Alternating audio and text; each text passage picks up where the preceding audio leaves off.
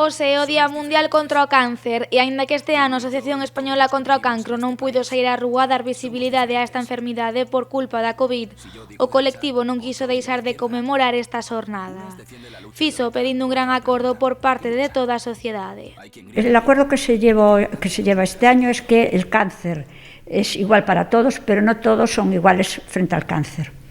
Se ha decidido hacer un acuerdo a nivel estatal con el apoyo de todas las sociedades científicas, la población en general, y para que el cáncer sea igual y equitativo en toda lo que es la población española. E se a situación dos pacientes de cancro xa era complicada antes da pandemia, a COVID non fixo máis que agravar a súa situación. De feito, 1 de cada 5 pacientes non foron diagnosticados durante o confinamento. Es importante que los pacientes pierdan el miedo de acudir a los centros de salud y a los hospitales.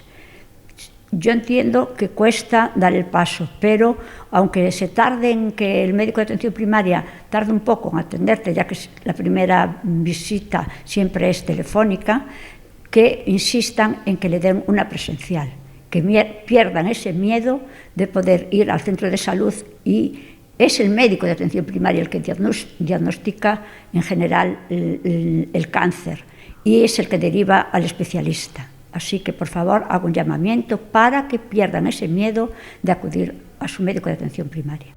Coa COVID, o cáncer pasou a un segundo plano e por iso a Asociación Española contra o Cáncer aproveitou esta xornada para seguir reivindicando as necesidades dos pacientes.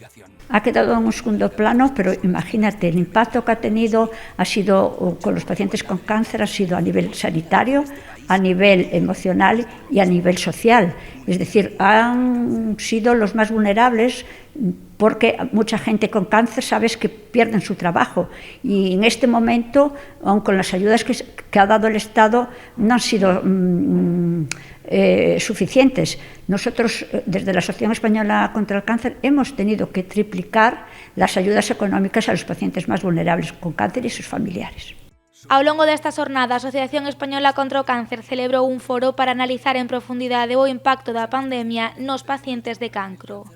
Ademais, a ilusión e o optimismo estendeuse a toda a provincia de Pontevedra, xa que foron moitas as administracións e empresas que iluminaron os seus edificios de verde.